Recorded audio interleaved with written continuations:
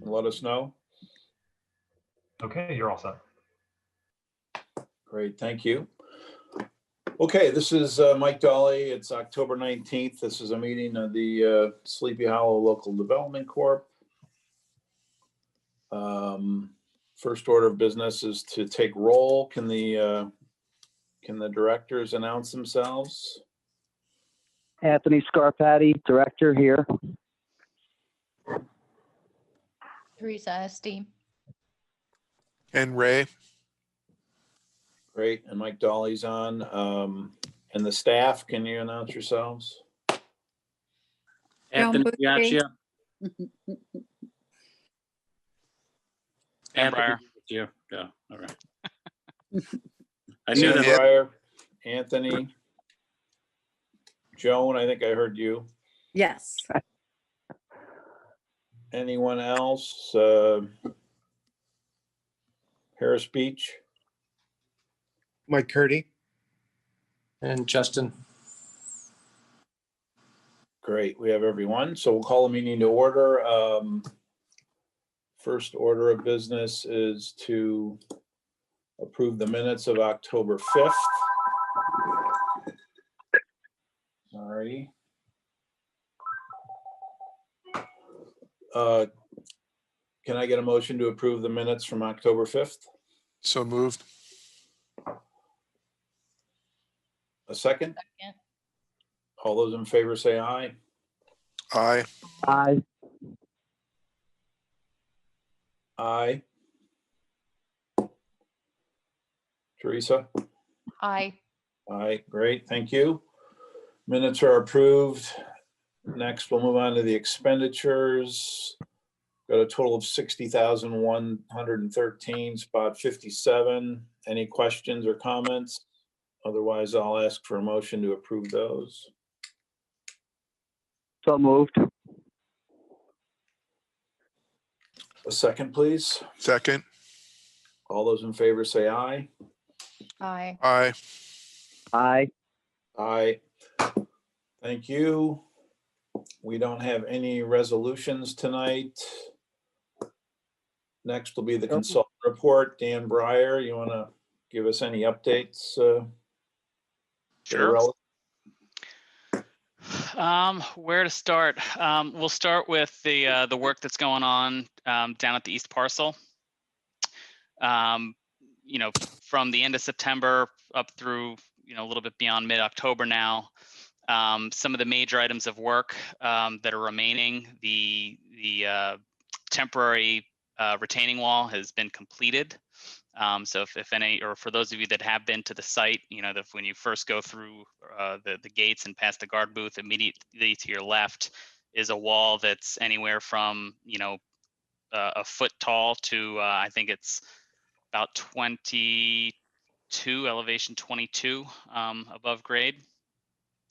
And that's going to remain in, you know, in place, you know, all the way through the settlement period that's part of that WIC drain and surcharge program. The only remaining major items are some minor drainage ditches, a swale and a berm that go around the outer perimeter of the surcharge area, and adding a few manhole risers to the sanitary sewer run that goes sort of through the western edge of the surcharge pile. Other than that, it's fill placement. It's just dirt and erosion control through the end of the project. Some extra work that was approved on site. The dredge material that is on the northern half of the parcel, those geotubes have been cut open, and that material is in the process of being blended in with some of the site spoils that are on site. So that they can be placed on top of the surcharge pile. This will help us cut a few weeks off of the import, you know, length of time remaining. So just, you know, trying to utilize all the materials that we have at our disposal on site to bring this phase 1B to an end as quickly as possible. As far as that import, we've had since October 1st about 603 truckloads imported to the site. More or less about 50 on average per day. I think the highest we hit was about 81 towards the beginning of the month. The import has been inconsistent, to say the least, the past few weeks on and off. But it looks like we have a couple of sources that are coming back online within the next week or so. So we should be able to get back up into the 75 to 100 loads per day range towards the end of the month here, again, in an effort to try and wrap this thing up as quickly as possible. Remaining fill needed, about 67,000 cubic yards, equates to about 3,700 truckloads. So at 100 loads a day, if we were to hit our max, we've got about 37 days, just under 2 months remaining of import, which runs us out pretty much to mid-December at this point. Hey, Dan? Yeah. I just had a question on the dredged material there. How is that working? They busted open that dredge material. They're mixing it with some of the other material that's surrounding it on the north side. What exactly happens there? They mix it and then do they move it over to the Correct. DPW site Yep. after mixing it? Right. So, by itself, both the site spoils material and the dredge material, the material that was within those geotubes that was pumped out of the marina, it's two materials that don't meet the specification for our surcharge program. However, the plan is to use them in the surcharge as kind of the last fill on top of the pile, knowing that we expect over the course of the, once the last load of fill is placed, we'll have a settlement period of about 6 months where that whole pile is going to slowly, settle into the ground somewhere. And that's because it'll be on top, knowing that after the settlement, it'll be removed. Correct. So the fact that doesn't meet the specs is okay because it'll be removed. Right, and it's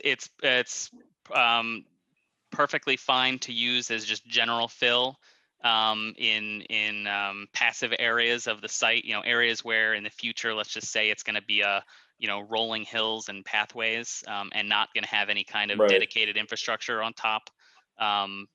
So that's the intent. And knowing that at the tallest point, that surcharge pile is going to be at elevation 33.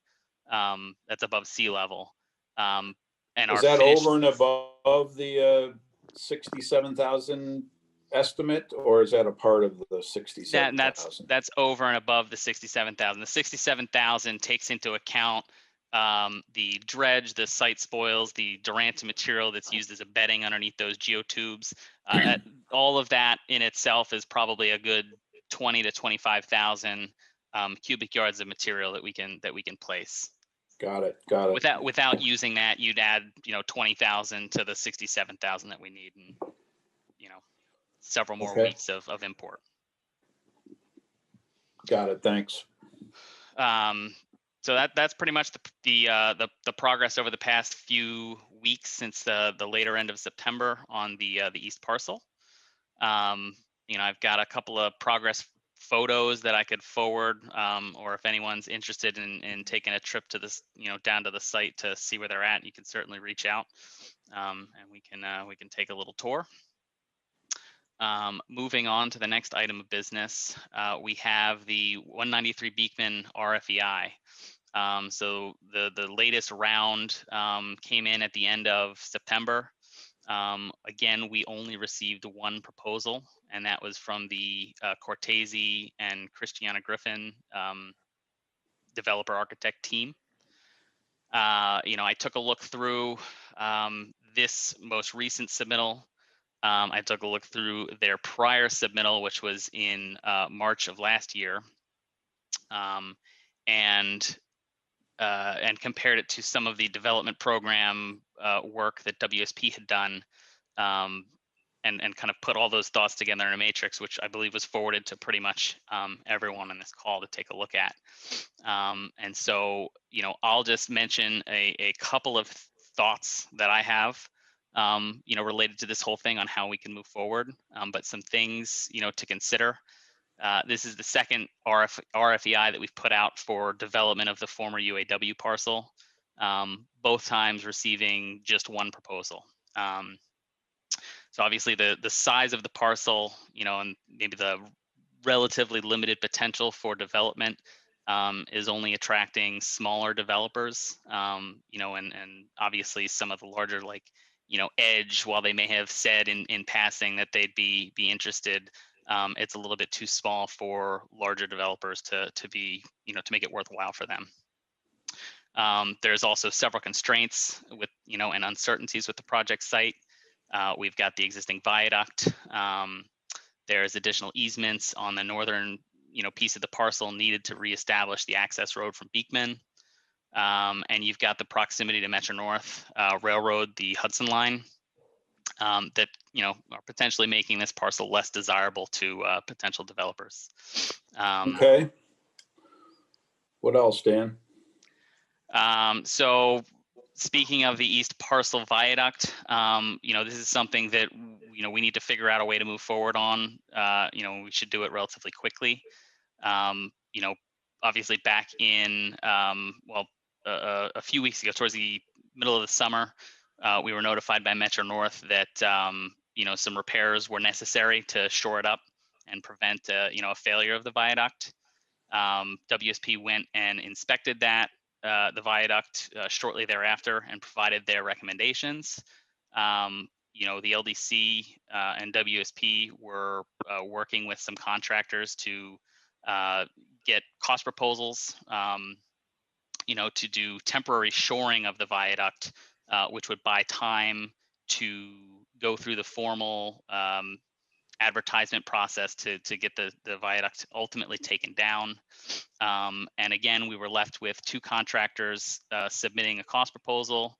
The recommendation of WSP was to move forward and work with Andrew Cortese, who was the lower of the two proposals received. And that's kind of where we're at. Is the Okay. LDC or village needs to enter into an agreement with, with the contractor to get the temporary shoring underway as quickly as possible. Great. Anything else, Dan? I have a question, if I may, Michael. Yep, go ahead. Hey, Dan, do we have any obligation right now with, the fact the request for whatever that was for 193 Beekman? Do we have any requirements that we have to give this to someone at a certain time, or are we still actively looking for to communicate with developers or others that might have interest? I don't have the answer to that off the top of my head, but I think at this point, I don't know without looking at at what was in that RFEI as to whether we're. I think the answer is we're not required to accept that. Okay, cool. That one bid, but we can talk about that more later. Right. Thank you. I'm going to ask that we go into an executive session later to discuss some contract negotiations. So anything else, general updates from you, Dan? Just general updates, just a couple matters related to, I guess, some of the grants that the LDC is involved with on the East Parcel. The first being the Climate Smart Communities Grant. I think Fiona is working towards putting together or executing that agreement with the DEC Office of Climate Change. This was a $2 million grant that was awarded to the village and LDC as part of that DPW relocation reconstruction project. There's a $2 million match by the village as part of that grant. So a minimum of $4 million total.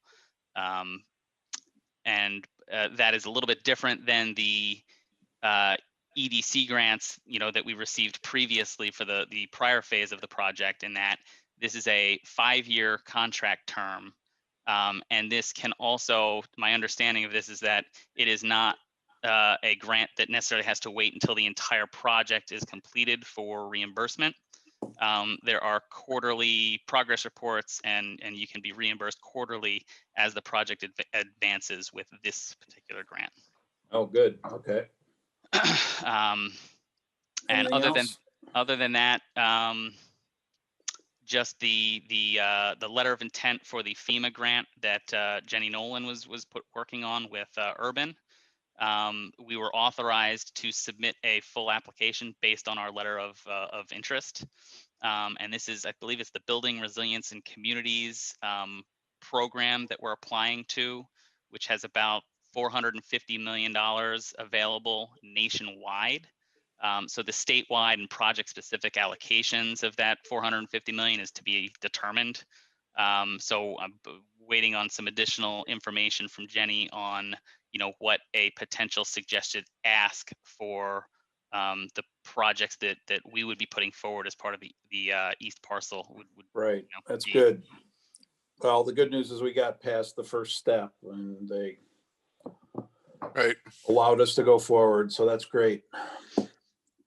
All right. Anything else, Dan? Otherwise, we'll move on. Appreciate it. No, we can move on. Excellent. Any old business or new business from anyone? Under old business, I just want to update everyone and tell them that all reports and requirements have been submitted for the audit. I've been working with the auditor and I haven't heard back, but at least we are we have everything in as to date. Great. Thanks, Joan. Anything else? Otherwise, I'll ask for a motion to go into exec session, as I mentioned, to discuss contract negotiations. So moved. I would seconded. All those in favor say aye. Aye. Aye. Aye. Alrighty. Saying goodnight. Teresa? Bye. Yeah, I said aye. Okay, thank I got you. drowned out. And just FYI, we don't expect to make any decisions in exec session, so we'll be immediately adjourning the board meeting after that's finished. So thanks, everybody, for who joined. Alrighty. Just Bye. wait for Mike Lavoy to get off. Okay. Yep.